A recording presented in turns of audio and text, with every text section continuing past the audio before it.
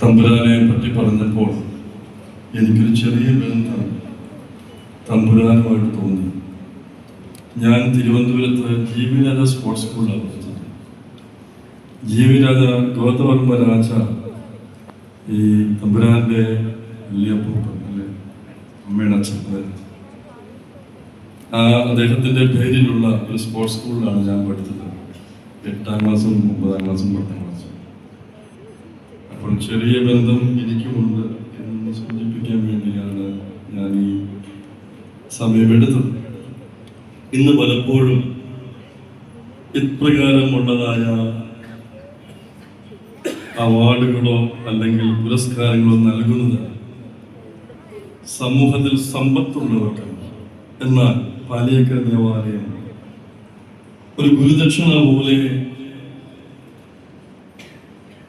ഈ വലിയ സംരംഭം അല്ലെങ്കിൽ പാലിയേക്കര